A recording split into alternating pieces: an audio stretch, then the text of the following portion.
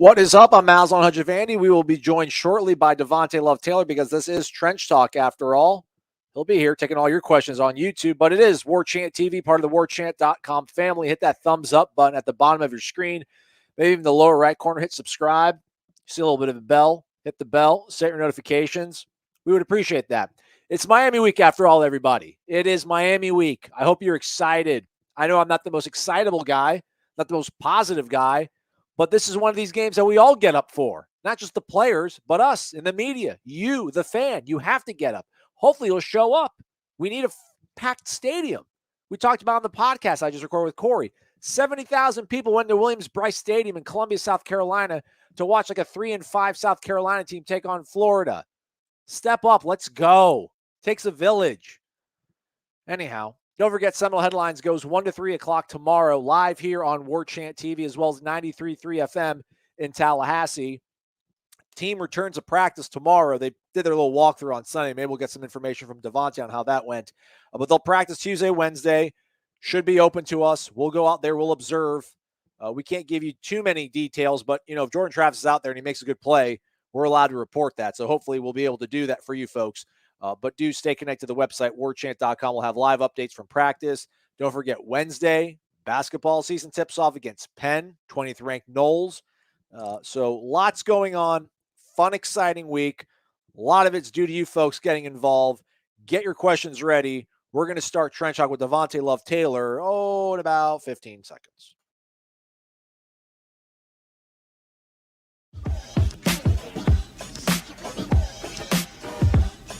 From the ultimate Seminole sports source comes another original live content production. Trench Talk with Devontay Love-Taylor.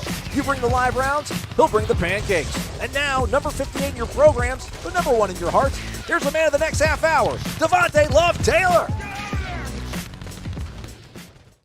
2 claps into Ric Flair, Devontay. Woo! Let's go, man. It's Miami week. How you feeling, man? I feel good. I'm excited. All right, man. This is we've got you're the one guy on this team, the starting lineup that's actually beat Miami. We've got you live here on a Q&A on YouTube, so I hope everybody's excited to ask the questions for you, man. Coach Norvell said today on Monday during his press conference, there's a buzz in the building. Do things feel different in the facility right now as this game looms on Saturday at 3:30? Yeah, for sure. You know, it's I can't describe it. You know, it's just like one of those things where it's like, you know, it's crazy to be a part of. You know, you've been seeing this rivalry go on since I was a little kid, and it's great to be a part of it. Do you remember? I mean, are there any memories that stand out in your head watching this game as a kid? Probably the Jalen Ramsey play. Not as a kid, but I was like mid-teens. Yeah. Jalen Ramsey play, and the DeMarcus Walker block kick. Yeah, block at the Rock. That was a good one. Block an extra point. They thought they won. They thought they were going to win that game. They didn't. They lost. It was amazing. I lost track, and that was our 6th win in a row over those guys. So, do you remember how did you celebrate when FIU, your former institution, beat Miami? What was that game like for you guys? I mean, that was just a crazy game, you know, overall with Coach Davis going back, playing those guys. You know, we played them the year before, and they killed us. We played them at the Hard Rock, and they beat us because we weren't really used to that type of crowd. You know, playing in Conference USA, you don't get to. So we came out that game, and we were just like starstruck by how many people were there. But we played them at Marlins Park, you know, and we just went out. We caught them early with a screen pass to slow down the pass rush, and then that just changed the game. In those moments, so was it as easy as just that first play kind of made you guys believe? I mean, I know you guys believed, I'm sure, going into the game, but when something like that happens, how much momentum does it give you I know it's maybe not a rivalry game per se, but obviously you guys are neighbors, you're in the same city, so I'm sure there was a lot of juice going to that game for you guys. Yeah, it was a like intense game, but you know, they didn't really play well. I think they threw like 4 or 5 picks that day, to be honest. So they kind of helped us in that, and we just executed on it. All right, well, let's begin with some of the questions here. Devontay, again, thanks for taking time out here. This is Trench Talk with Devontay Love-Taylor. Hit that thumbs up button, folks. We certainly would appreciate it. Taking your questions from the Tribal Council on warchant.com as well as here's YouTube. And we got some ones that came over via email the old-fashioned way. We got Rex down there in Delray. My people, Delray is a good town. Says your roommate, Brady Scott, got to play the whole game. Looked like he did well. How has he handled being a utility guy? I mean, he handles it well. Brady's always ready to go at any position. Brady can play all five, and whenever he gets his chance, he makes the most of it, and he's always ready to go. Do you coach him up at home? Like how? I mean, it's not an Nah. easy task, right? I mean, it's not easy to kind of get thrust into action here and there, and then you're always on different spots of the line. I mean, what do you think is what contributes to him being able to, I guess, roll with the punches in that sort of fashion? Brady's played a lot of football, and he's just always prepared. He prepares well throughout the week, practices hard throughout the week, and whenever his number gets called, he's ready. Is he there right now? Can he hear us? Can you hear us right now? I don't think so. I'm not sure. All right, good. Jordan Newton over here on YouTube asked, what do you think it'll take for you guys to come away with the win? I think we'll just have to execute our game plan and play mistake-free football. Turnover battle, you got to win that one then? Yeah, you got to win that. Take care of the ball, no penalties. Pretty much the keys to the game are just own the ball, execute, and do your 111.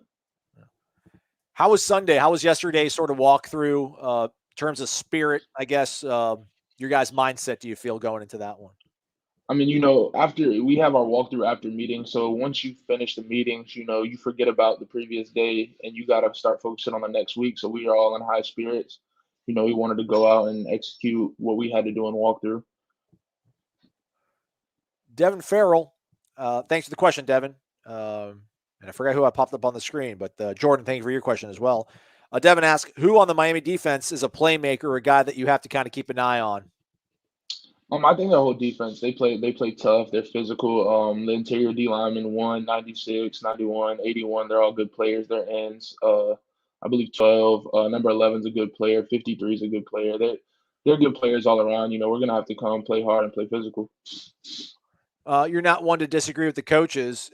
Coach Dillingham said on Monday's press conference, he thinks that Miami's probably the second most talented defense you guys will face, just behind Clemson. Or I guess maybe just in terms of this conference. Does it seem like that?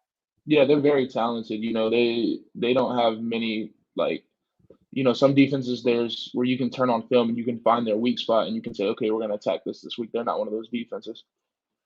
Do they play a little bit more aggressive than the average Bear? Like, do they bring a lot of pressure, or are they pretty clear cut? They have some broad third down packages, and they kind of switch it up every week. But they are a physical defense, and they fly to the ball.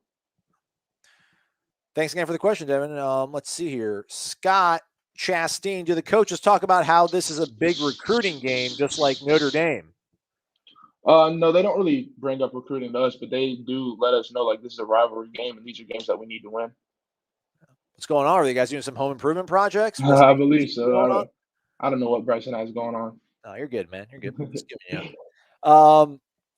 Yeah. So, are you gonna be involved with hosting any of these recruits? I mean, this is a big recruiting weekend. Does your guys' responsibility change as players off the field and having to kind of show some guys around campus and stuff? Usually they have the guys that aren't either traveling or aren't playing as much handle the recruits during weekends like this, because they want us to focus on the game. That's pretty cool. They're like, all right, I mean, you guys are important. I know you're a 5-star, but we got to win this game. So you're going to talk to this guy and say we don't want to shift our focus away. Let's see here. This is old Wes in the Villages. You need to share with the staff and players the secret sauce to beating Miami. I think you're the only one who can say he's been on the winning side. And that was Manny was the coach there. So, yeah, I mean, is there anything you can offer the coaching staff from a game that was, 2 years ago? No, they know what they're doing. They got here for a reason, and I think they have a good game plan for us. All right. Let's see here. Carol asks, and thanks for the question, Wes. Do you think playing Miami at Doak gives you a greater advantage? I do. We have the best fans in the country, and I think they're going to be able to swing some momentum for us on Saturday. Family coming up for this one? Oh, always. Any extra additional ticket requests for this one? You get them every week, but, this week's a hard one, so I don't think I'm going to get any extras. It's your last home game, man. It's like your last collegiate home game. Is it surreal? What does that feel like? It's crazy. I feel like, I got my first start in October 2017. And I feel like that was yesterday, and the time has gone by fast. And to be honest, I never thought I'd be playing at Florida State or getting a chance to play in this rivalry game or anything like that. So it's just a blessing all around, and I'm so happy to be here. We're happy that you're here, man, for sure. Let's see here. Eric Angel up in Cincinnati knows that losing is obviously not a fun feeling. How do you react after a loss? How are the guys that were not able to play Saturday? How are they feeling? Usually you can't dwell on it too much because you do have to get ready for the next week. You want to go back and learn from your mistakes. And I can't really speak on anybody else how they're feeling, but I feel pretty good. That's important. He looks like he's all right, everybody, right? But crazy though, man. Like, last year obviously with COVID, and this year, you guys get hit with the flu. Apparently, I think Florida had a problem with it as well. Vitamin C, everybody. Drink your orange Yeah. juice. Sponsored by the Florida Citrus Growers Association. It's Big Steven Williams. Hope you guys recovered from the flu outbreak. I know any win is a good win, but what do you think a win this week would do to the program? I think it would be big for the program, especially like moving forward, with recruiting in the state of Florida and especially with the support from our fans, it could do a lot. Can you put yourself back in those shoes? I know you were getting recruited by, other programs that might not have as nationally sort of spotlighted rivalry games, but do you think games like this really matter to a kid that's in high school that maybe it's choosing between these two schools? Can one game kind of change the way a 17, 18-year-old guy looks at a football program and going to college? I do, especially if the kids are coming to the games. It's one thing if you're just watching it on TV, but if you're a 17 or 18-year-old kid and you're choosing and you come and see a game in Doak and that doesn't make you want to come here, then I don't know what will.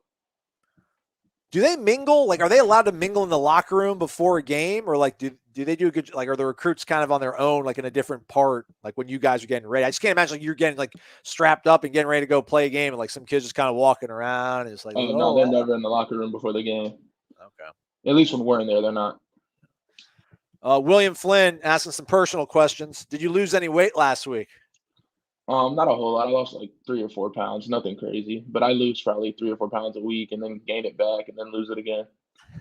How do you gain it back? With post game meal? Yeah, post game meal, just eating good.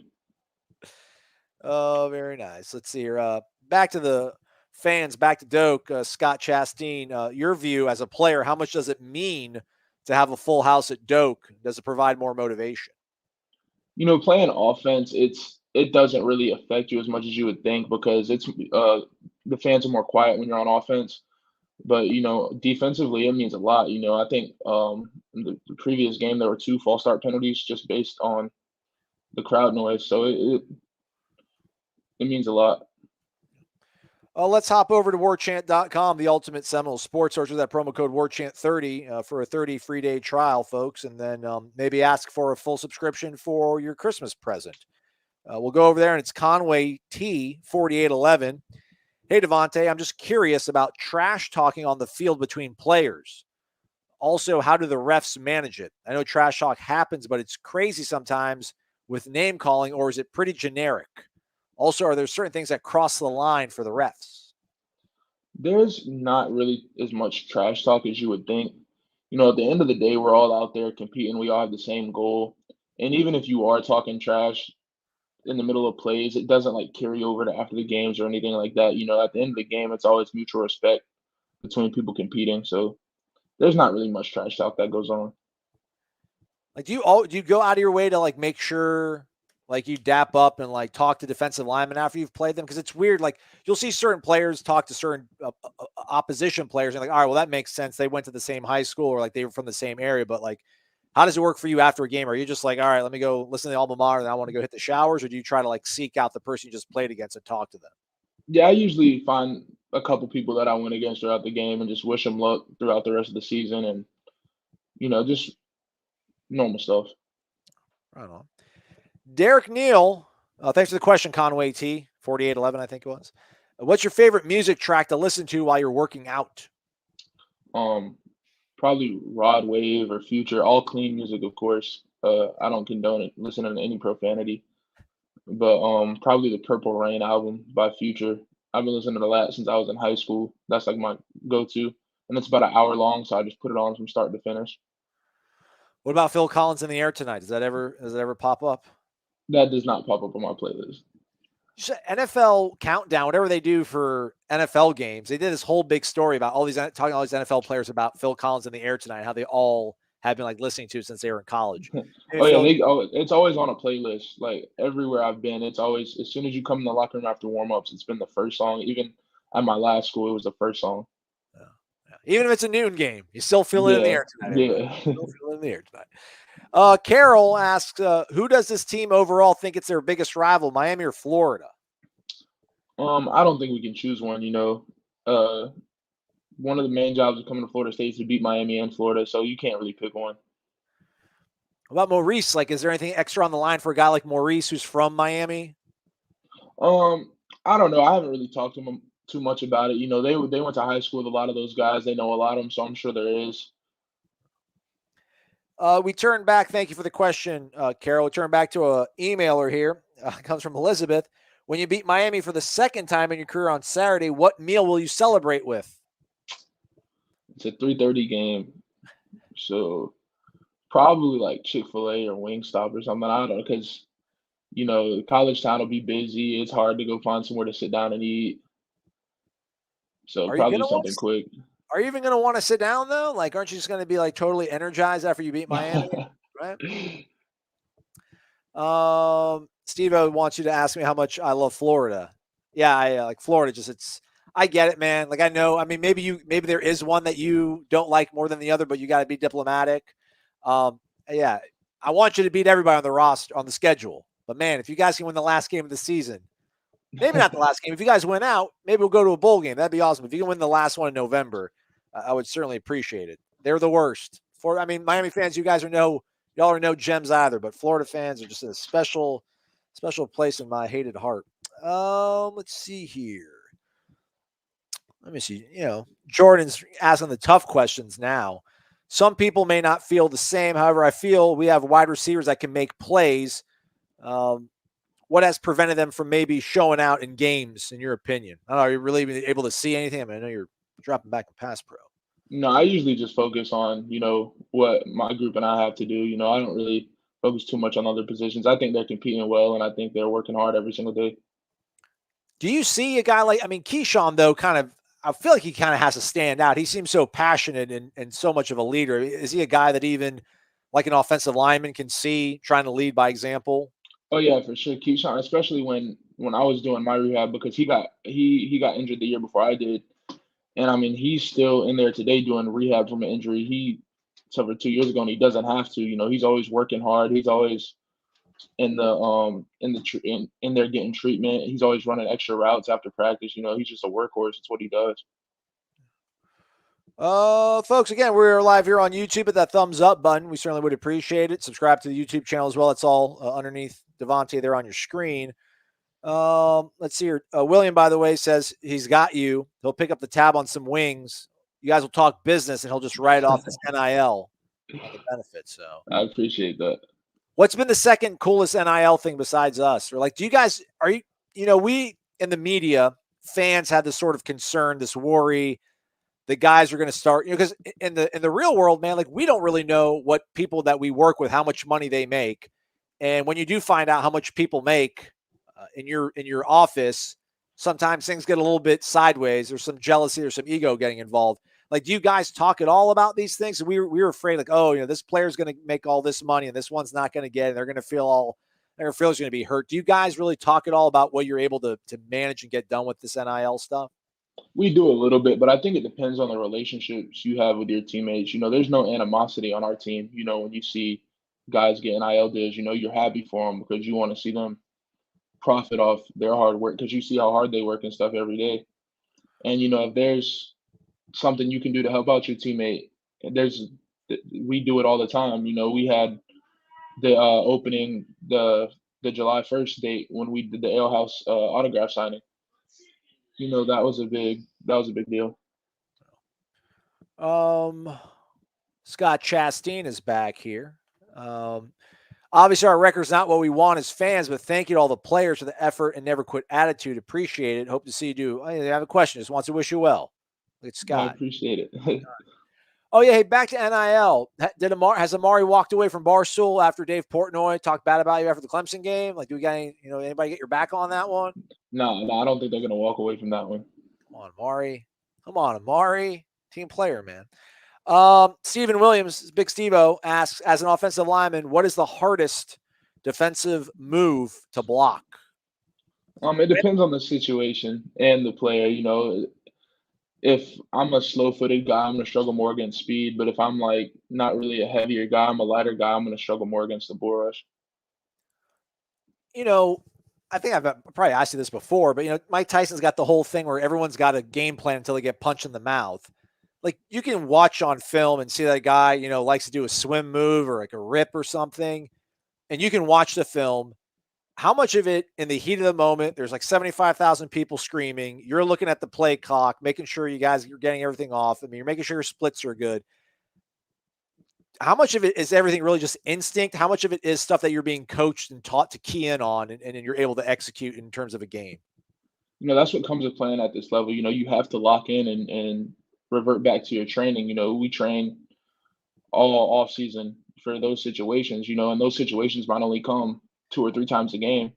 I may practice for an hour on third and long pass sets and only getting third and long 2 or 3 times. And playing guard, there'll be times where I'm uncovered, so I may not even have a one-on-one battle. Taking more questions here on YouTube as well as warchant.com. Everybody, it is Trench Talk with Devontay Love-Taylor. We hop back over to warchant.com, the ultimate Seminole sports source. It's NoleFan82. Devontay, can you describe our typical blocking strategy? Is it zone blocking or more of a gap scheme? We have everything, and if you watch the games, you can see we do a lot of gap schemes and a lot of zones. It just depends on the situation and what we need at that time. Coach Dillingham mentioned that, I guess, at some point in the game, you guys went to playing wider splits. Can you kind of maybe talk about the strategy behind that and what that allows you guys to do and what sort of success you found running that? Yeah, so that just created like wider running lanes for the backs, and it made it harder for the defense to really like bring like eternal pressure, because if they just bring it, that'll leave the middle of the field wide open just for RPOs and stuff like that. Everything hinges on the RPOs. Thanks for the question, NoleFan82. As we wind things down here on Trench Talk with Devontay Love-Taylor, I think we might have another one on email. Yeah. This comes from Terry. Terry asks but I'm going to say when you play on Sunday Night Football or Monday Night Football, who are you going to rep in introductions? FSU, your high school, who's going to be? I'll find a way to get creative. I'm sure I'll find a way if they let me. But I can't leave the last school out in the dark. But I gotta show love to Florida State. Yeah. Oh, I think it's Russell Wilson, started at NC State and then he finished off in Wisconsin, the Wolfpack, the Badgers. And I think he's like, Russell Wilson, pack of Badgers. Yeah, I'll find something creative. Yeah. So I mean, that's kind of cool. I know it's weird. Coaches will never say specifically like, hey, Devontay, like we liked what we saw from him at FIU. They'll say, he did well at his previous institution. We hear players also kind of talk about my last school. Like, no one will ever really say that school by name. Yeah. But like I would assume like you got to have a little bit of an affinity, I would think, for FIU and the place where you started off at, right? Oh yeah, I got so much love for FIU. Everything I experienced there, I learned, and it molded me into the player I am today. Without learning what I learned at FIU, I wouldn't have been able to get here. And I got nothing but love for all the coaches that are still there, for everybody that coached me there. And sometimes you just got to put yourself in a better situation. Well, here we are, man. This is the sort of situation that kind of grew up dreaming about, man. Playing in a game against Miami, you guys are going to be probably about as evenly matched with another team that's lining up against you as anybody else that you've played this season. So we're excited, man. We can't wait to see how it plays out Saturday. And we definitely feel very optimistic, man. A large part of that is because of your play, Devontay. So thanks, man. We're good, man. We're going to let you go. Good effort out of you tonight, man. Yes, sir. I appreciate it. He's Devontay Love-Taylor. It's been Trench Talk here on Warchant TV. Again, if you could hit that thumbs up on the way out, we certainly would appreciate it. Again, Devontay and his teammates will be practicing around 9 in the morning, which means they'll be up at like 6 in the morning.